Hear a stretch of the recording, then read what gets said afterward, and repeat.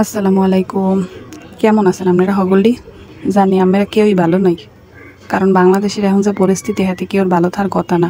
মইও একটুও ভালো নাই জানেন, মনটার মধ্যে একসের ছটফট ছটফট করে, কিচ্ছু ভাল লাগে না, খাইতে পারি না, ঘুমাইতে পারি না। কি একটা অবস্থা দেশের।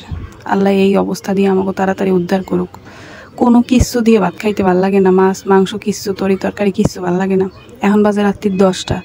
এখন চিন্তা করি যে ভাত খাইতে পারি না, তাই দেখি একটু ভর্তা করে লই, ভর্তা করলে দেখি ভাত দুকে খাইতে পারিনি। এই ভর্তাটা অনেক মজা লাগে বুঝছেন, আপনারাও করে খাইবেন। এটা হচ্ছে চেপা শুটকির ভর্তা।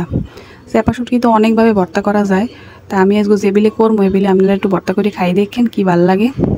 চেপা শুটকিগুলো ভর্তা করার লই গিয়ে প্রথমে শুটকিগুলোর ভালো মতো গরম পানি দিয়ে ধুইবেন, এরপর ঠান্ডা পানিতে ধুইবেন। ভালো মতো ধোয়া না হইলে আবার গন্ধ হয় বুঝছেন, এর লিগে ভালো মতো আগে ধুইতে হইবে। ভালো মতো ধোয়া হইলে এরপর কড়াইতে তেল দিয়ে এর মধ্যে প্রথমে শুকনো মরিচ টাইলে লইবেন। শুকনো মরিচটি টাইলে উড়াই থইয়া একে একে পেঁয়াজ দেবেন, রসুন দেবেন, বেশি করে রসুন দেবেন, হ্যাঁ শুটকি ভর্তা বেশি ভালো লাগে। রসুন দিয়ে এরপর এর মধ্যে কাঁচামরিচ দেবেন কতটি, যদি ঝাল পছন্দ করেন হ্যাঁ বেশি করে কাঁচামরিচ দেবেন। এরপর এই ভালো মতো টালবেন, টাইলে যখন একটু ভাজা ভাজা হয়ে যাইবে এরপর শুটকি মাছগুলো দিয়া এরপর একটু টালা দিয়ে এর মধ্যে পানি দেবেন। শুটকি মাছটা যখন একটু ভাজা ভাজা হইবে এরপর এর মধ্যে কতখানি পানি দিয়ে দেবেন। পানি দিয়ে শুটকি মাছটা সেদ্ধ করবেন। সেদ্ধ করার পর শুটকি মাছের লগে যে পানিটা থাকবে হেইয়া কাল টানাই হেলাইবেন, হুগেই হেলাইবেন। এরপর হুগনো হইলে শুটকি মাছটা ভাজা ভাজা হয়ে গেলে নামাই হেলাইবেন।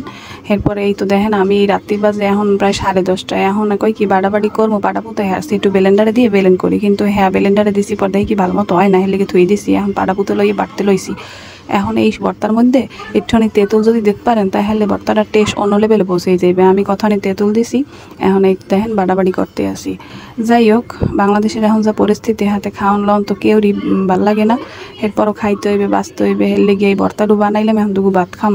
এতক্ষণ যদি আপনারা আমার ভিডিওখান দেখে থাকেন প্লিজ ভিডিওতে একটা লাইক দিয়ে দিন, আর মোর চ্যানেলটা সাবস্ক্রাইব করে পাশে থাকা বেল আইকনটা প্রেস করে রাখেন, হলে মই ভিডিও দেওয়া মাত্র আপনারা নোটিফিকেশন পাইয়ে যাইবেন, আর আপনাকে সময় সুযোগ মতো ভিডিওটা দেখে লইতে পারবেন।